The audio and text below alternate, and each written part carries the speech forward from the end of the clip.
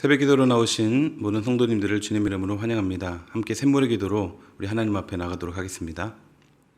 우리의 삶에 아름다운 열매 맺기를 원하시는 하나님, 오늘 하루 나의 삶 속에서도 주께서 허락하시는 귀한 열매 맺게 하소서. 먼저 회개에 합당한 열매를 위해 기도합니다. 나의 죄 위에 십자가에 달려 돌아가신 주 예수님, 이 시간 겸손히 엎드려 회개하오니 나를 새롭게 하소서. 오늘 하루 살아가는 동안 모든 무거운 짐과 얽매이기 쉬운 죄를 벗어버리고 회개에 합당한 열매를 맺게 하소서. 거짓 없이 사람을 대하고 거칠애가 아닌 진실함으로 가정과 이웃을 사랑하게 하소서. 목장 안에서 불평 없이 서로 따뜻하게 대접하기를 힘쓰고 하나님의 여러 가지 은혜를 맡은 선한 청지기로서 서로 봉사하게 하소서. 이처럼 회개에 합당한 열매를 맺음으로 주를 향한 나의 마음을 삶으로 나타내게 하소서. 입술의 열매를 위해 기도합니다. 사람의 입에서 나오는 열매로 인하여 배부르게 된다고 말씀하신 하나님, 나의 입에서 나오는 말이 아름다운 열매되어 우리에게 베푸신 이 하루를 풍성하게 살게 하소서. 직장과 사회에서 만나는 사람들과 대화할 때 그들을 세우고 격려함으로 입술의 열매를 풍성히 맺게 하소서. 이유 없이 사람을 험담하거나 비하하는 말 하지 않도록 성령께서 나의 혀를 통제해 주셔서 내 입술로 주의 이름을 높이고 찬송하게 하소서. 빛의 열매를 위해 기도합니다. 빛의 열매는 모든 착함과 의로움과 진실함에 있다고 말씀하신 하나님, 오늘 하루 삶 속에서 빛의 열매를 맺게 하소서. 주의 선하심을 본받아 착한 행실로 이웃을 환대하고 그리스도의 의로움을 힘입어 오늘 하루 계획된 일들을 올곧게 처리하게 하소서. 이 땅에 빛으로 오신 주님, 오늘 하루 내가 만나는 모든 사람을 말과 혀로만 사랑하지 말고 행함과 진실함으로 사랑하게 하시어 빛의 열매에 연결게 하소서. 영혼 구원의 열매를 위해 기도합니다. 믿음의 결국 곧 영혼의 구원을 받음이라 말씀하신 주님, 주를 향한 이 믿음으로 나의 영혼이 구원을 얻게 하소서. 여호와의 은총을 베푸사 사랑하는 가족들, 사랑하는 목장 식구들을 구원하소서. 오늘 하루 내가 선 이곳이 땅끝이라 여기고 만나는 이들에게 주의 복음을 전하여 사랑하는 내 주님께 영혼 구원의 열매를 올려드리게 하소서. 예수님의 이름으로 기도합니다. 아멘. 오늘 우리에게 주시는 하나님 말씀은 사무엘하 9장 1절에서 13절까지 말씀입니다. 한 절씩 교독하시겠습니다. 다윗이 이르되 사울의 집에 아직도 남은 사람이 있느냐? 내가 요나단으로 말미암아 그 사람에게 은총을 베풀리라 하니라. 사울의 집에는 종 한 사람이 있으니 그의 이름은 시바라.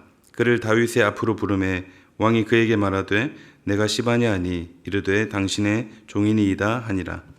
왕이 이르되 사울의 집에 아직도 남은 사람이 없느냐? 내가 그 사람에게 하나님의 은총을 베풀고자 하노라 하니 시바가 왕께 아뢰되 요나단의 아들 하나가 있는데 다리 저는 자니이다 하니라. 왕이 그에게 말하되 그가 어디 있느냐 하니 시바가 왕께 아뢰되 로드발 암미엘의 아들 마길의 집에 있나이다 하니라. 다윗 왕이 사람을 보내어 로드발 암미엘의 아들 마길의 집에서 그를 데려오니 사울의 손자 요나단의 아들 무비보셋이 다윗에게 나와 그 앞에 엎드려 절하매 다윗이 이르되 무비보셋이여 하니 그가 이르기를 보소서 당신의 종이니이다. 다윗이 그에게 이르되 무서워하지 말라. 내가 반드시 내 아버지 요나단으로 말미암아 내게 은총을 베풀리라. 내가 내 할아버지 사울의 모든 밭을 다 내게 도로 주겠고 또 너는 항상 내 상에서 떡을 먹을지니라 하니 그가 절하여 이르되 이 종이 무엇이기에 왕께서 죽은 개 같은 나를 돌아보시나이까 하니라.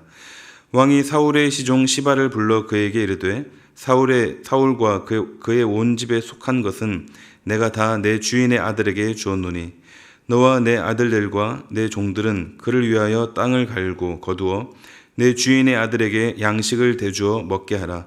그러나 내 주인의 아들 무비보셋은 항상 내 상에서 떡을 먹으리라 하니라. 시바는 아들이 15명이요 종이 20명이라. 시바가 왕께 아뢰되 내 주 왕께서 모든 일을 종에게 명령하신 대로 종이 준행하겠나이다 하니라. 무비보셋은 왕자 중 하나처럼 왕의 상에서 먹으니라. 무비보셋에게 어린 아들 하나가 있으니 이름은 미가더라. 시바의 집에 사는 자마다 무비보셋의 종이 되니라. 무비보셋이 항상 왕의 상에서 먹음으로 예루살렘에 사니라. 그는 두 발을 다 절더라. 아멘. 오늘은 은혜로 사는 삶이라는 제목으로 함께 말씀을 나누도록 하겠습니다. 오늘 본문의 다윗은 나라의 통일을 이루고 정치적으로도 안정을 되찾게 되자 옛날 요나단과의 언약을 기억하고 그 사울의 가문에 남은 자 무비보셋을 찾아 그 사람에게 큰 은혜를 베푸는 그러한 내용입니다. 오늘 우리가 함께 이 주신 말씀을 함께 살펴보므로 다윗이 베푸는 은혜와 또 무비보셋이 받는 은혜를 통해서 하나님께서 나에게 베푸시는 그 은혜에 대해 우리에게 늘 허락하시는 그 은혜에 대해 우리가 함께 점검하면서 묵상하고자 합니다. 말씀을 통해 하나님의 은혜를 한 걸음 더 알아가시는 그런 귀한 은혜가 있으시기를 바랍니다. 은혜로 사는 삶은 어떤 삶인가? 먼저 첫째는 은혜를 기억할 줄 아는 삶입니다. 은혜를 기억할 줄 아는 삶. 다윗은 받은 은혜를 기억할 줄 아는 사람이었습니다. 예전에 자신을 극진히 돌봐주고 챙겨줬던 친구 요나단의 그 은혜를 기억합니다. 1절입니다. 다윗이 이르되 사울의 집에 아직도 남은 사람이 있느냐? 내가 요나단으로 말미암아 그 사람에게 은총을 베풀리라 하니라. 과거 사울을 피해 도피 생활을 하는 그 어려움에 처했을 때 요나단이 베풀었던 호의와 또 그와 맺었던 언약을 두고 기억하면서 지금 하고 있는 말입니다. 즉 다윗은 이제 주위의 어려움이 다 해결되고 여유를 찾게 되자 요나단이 자신에게 베풀었던 은혜를 기억하고 그와의 약속을 지키려고 하는 것입니다. 그래서 사울의 집안 사람들을 이제 찾게 되는데요. 찾다 보니까 이제 시바라는 종을 찾게 되고 또 그 사람으로부터 요나단의 아들인 무비보셋이라는 사람이 살아있음을 확인합니다. 이 사람은 어떤 사람인가요? 5살 때 조부인 사울과 아버지 요나단이 죽었다는 소식을 듣고 그를 키우던 유모가 이 아이를 안고 급히 도망치다가 아이를 떨어뜨려서 두 다리를 심하게 다쳐서 이제 평생 두 다리를 절었던 사람이었습니다. 그리고 왕손이라는 사실을 숨기고 은둔 생활을 하고 있었는데 이를 다윗이 이제 찾아낸 것이죠. 그래서 다윗은 이 무비보셋에게 아버지 요나단의 은혜를 갚으려고 한 것입니다. 사람은 보통 자기를 어렵게 만들고 해코지한 그런 사람은 잘 기억합니다. 자면서도 기억하고 또 이를 갈기도 합니다. 또 기회가 되면 멋지게 복수하는 그림을 그리기도 합니다. 그런데 어렵게 만들었던 사람에 대한 것은 잘 기억하는데 받은 은혜에 대해서는 기억을 잘 못합니다. 누군가로 받은 도움은 가볍게 여기기도 하고 스치듯이 그냥 지나쳐 버리기도 합니다. 특히 다윗처럼 높은 자리에 올라가면 더 그렇습니다. 사람이 높은 위치에 있으면은 그 과정이 자기가 잘해서 자기가 어떤 좋은 선택을 하고 자기가 노력을 하고 자기가 유능했기 때문에 그렇게 된 줄 알고 그동안 자신을 도와왔던 여러 사람들의 그 모든 도움들의 손길들은 다 스스로 덮어버릴 때가 있습니다. 모든 것이 하나님의 은혜임을 기억해야겠지만 하나님의 도움의 손길이 사람을 통해 나타났다는 것 또한 기억하는 것도 우리 성도로서의 도리라는 것입니다. 사랑하는 성도 여러분, 지금까지 지나왔던 모든 것들이 다 하나님의 은혜임을 기억하시고 더 감사하시기 바랍니다.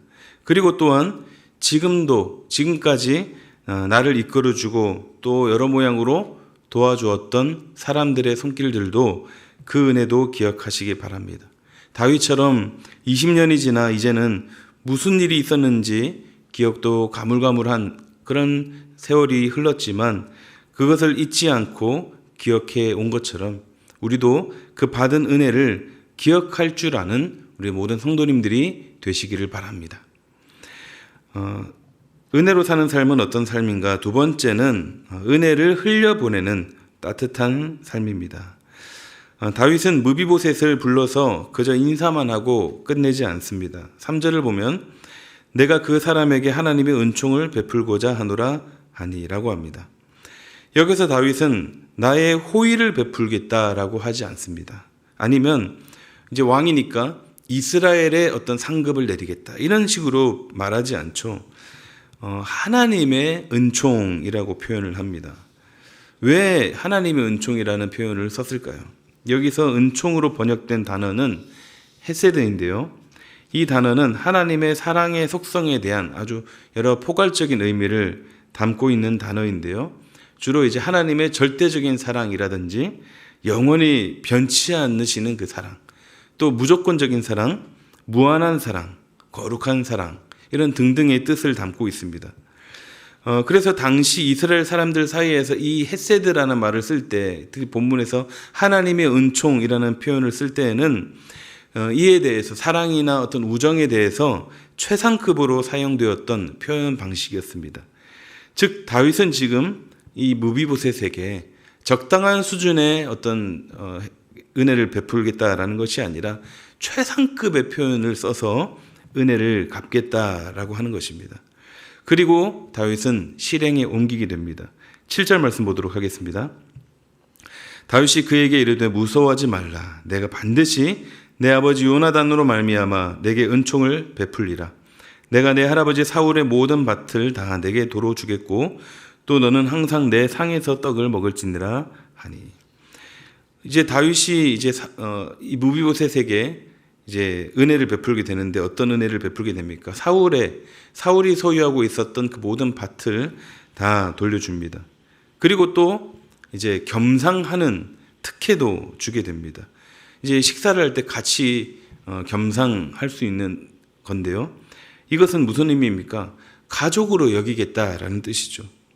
그리고 시바를 종으로 붙여주고 이 무비보셋을 잘 보살피도록 합니다. 이것은 굉장히 파격적이며 놀라운 일이 아닐 수 없는데요. 왜냐하면 지금 이렇게 하는 것이 정치적으로 위험할 수 있기 때문입니다. 이것 때문에 무비보셋을 이렇게 잘 이렇게 재정적으로도 후원해 주는 셈이 되는 것이고 뭔가 나중에 사울의 남은 세력이 규합할 수 있는 그런 빌미를 제공할 수도 있는 것입니다. 그렇지만 다윗은 어떻게 합니까? 그런 것은 아랑곳하지 않고 지금 이 무비보셋을 굉장히 성심을 다해서 보살피고 있습니다. 성도 여러분, 이것이 바로 진정성 있는 갚음이고 진정한 사랑입니다. 이걸 보면 다윗의 따뜻한 사랑이 흘러가는 것이 보입니다. 이 과거에 요나단을 정말로 사랑했던 그 마음이 지금 이 고스란히 무비보셋에게 전달되고 있는 것을 보게 됩니다. 평생 다리를 절며 숨어 살던 그 애잔한 그 인생이 다윗의 사랑으로 인해 새 희망과 새 빛을 보게 되는 것입니다. 바라기는 우리도 이런 따뜻함을 품는 사람이 되기를 소망합니다. 말과 혀로만이 아닌 행함과 진실함으로 사랑하시기를 소망합니다. 우리는 다 빚진 자들입니다. 아무리 갚아도 다 갚을 수 없는 너무나도 큰 빚을 지고 있습니다. 그러므로 우리는 이것을 평생 갚으면서 살아야 합니다. 하나님을 진심으로 사랑하고 또 사람을 진심으로 사랑함으로 그 빚을 조금이나마 갚아나가는 그런 따뜻한 성도의 걸음을 걸어가시기를 우리 주님의 이름으로 축복합니다. 마지막 세 번째는 은혜의 감격을 품고 사는 삶입니다. 은혜의 감격을 품고 사는 삶. 성도는 받은 은혜에 대해서 감격을 늘 품고 살아야 합니다. 8절을 보면 무비보셋이 이렇게 말합니다. 그가 절하 이르되 이 종이 무엇이기에 왕께서 죽은 개 같은 나를 돌아보시나이까 하니라. 지금 무비보셋이 자신을 뭐라고 표현합니까? 죽은 개라고 표현합니다. 자신을 굉장히 낮추고 격하시키는 그런 말이죠. 그러면서도 이 표현은 어떤 의미냐면 상대방을 굉장히 높여 부르는 그런 의미가 됩니다. 자, 그렇다면 무비보셋은 왜 다윗 앞에서 자신을 죽은 개라고 부르며 이 종이 무엇이기에 나를 돌아보시나이까? 지금 제가 뭐라고 저를 이렇게 저에게 은혜를 베풀어 주십니까? 라고 말했을까요? 이는 무비보셋이 다윗 앞에서 어떤 존재인지 또 어떤 상황에 처해 있는지를 분명히 알았기 때문입니다. 지금 무비보셋의 눈앞에 있는 다윗은 누구입니까? 나라의 최고 위치에 있는 왕이었습니다. 거기에 비하면 지금 이 무비보셋은 몰락한 왕가의 한 자손에 불과했습니다. 더욱이 다윗의 원수가 되는 사울 왕의 직계 혈족이었습니다. 그러한 이유로 지금까지 숨은 듯이 죽은 듯이 숨어 지낼 수밖에 없었고 다윗의 부름을 받고는 그 앞에서 두려워 떨 수밖에 없었던 것이죠. 아마도 지금 이 무비보셋의 심정은 이제 나는 죽었구나라고 생각했을 것입니다. 그런데 다윗은 어떠한 질책이나 처벌을 내리지 않았고 오히려 이 무비보셋에게 큰 은혜를 베풀어 주게 됩니다. 그러니 무비보셋은 자신의 운명이 어떻게 될지 모르며 크게 두려워하고 있다가 이런 엄청난 소리를 듣고 자신도 모르게 이런 말을 할 수밖에 없었던 것입니다. 이 종이 무엇이기에 나를 돌아보시나이까? 이런 말을 할 수밖에 없었던 것이죠. 사랑하는 성도 여러분, 이 모습을 보시면서 무엇을 느끼십니까? 아주 괴롭고 힘든 삶을 살았던 사람이 한순간에 인생 핀 그런 영화와 같은 한 장면 같이 보고 계시는 건지요? 우리는 본문의 이 무비보셋의 모습을 보면서 우리의 모습을 볼 수 있어야 합니다. 우리야말로 본래 죽은 개와 같은 존재였다라는 것이죠. 다윗 앞에서 정말 이제 죽었구나 그렇게 두려워 떨고 있는 그 무비보셋, 그 사람과 같은 신세였다라는 것입니다. 그런데 하나님이 우리를 어떻게 대하셨습니까? 심판과 형벌 받는 것이 당연했지만 하나님은 우리에게 은총을 베풀어 주시고 우리를 자녀 삼아 주셔서 하나님과 겸상할 수 있는 그런 특혜를 주셨습니다. 그러니 이것이 얼마나 큰 은혜이며 감격입니까? 그러므로 우리는 이 감격을 늘 간직하며 품어야 합니다. 그것이 바로 은혜의 힘입니다. 성도로서 살아가는 힘은 내가 얼마나 큰 은혜를 받았는지 그것을 아는 감격의 힘입니다. 그래서 우리가 기억하고 또 기억해야 할 것은 나를 구원하여 주시고 나를 자녀 삼아 주신 그 은혜라는 것을 우리가 기억해야 합니다. 그래서 오늘도 우리를 자녀 삼아 주신 이 큰 은혜를 다시 한 번 더 마음 가운데 새기고 감격함으로 하루를 또 앞으로의 삶을 힘있게 살아가시는 저와 여러분들이 되시기를 주님의 이름으로 축복합니다. 말씀을 정리하겠습니다. 성도의 삶은 어떻게 살아야 하는가? 주신 그 은혜로 사는 삶입니다. 바른 은혜를 기억할 줄 알고 또 바른 은혜를 흘려보낼 줄 아는 그런 따뜻한 삶이며 감격을 품고 그 감격의 힘으로 살아가는 삶입니다. 그러므로 오늘도 우리에게 주어진 모든 시간들, 앞으로의 시간들 가운데서도 이러한 은혜로 살아가시는 이러한 은혜의 삶을 늘 살아가시기를 우리 주님의 이름으로 축복합니다. 아멘. 함께 기도하시겠습니다. 기도하실 때 하나님 아버지 은혜를 기억하는 삶 살게 하여 주시옵소서. 바른 은혜를 흘려보낼 줄 아는 그런 따뜻한 삶을 살게 하여 주시고 또한 그 감격으로 사는 그런 삶 살게 하여 주시옵소서. 주신 말씀 기억하시고 우리 교회와 우리 목장을 위해서 특별히 우리 목장 교회 오는 날을 통해 진정한 예배의 회복이 있도록 위해서 기도하시고 각자의 개인 기도 제목으로 기도하도록 하겠습니다. 기도하겠습니다.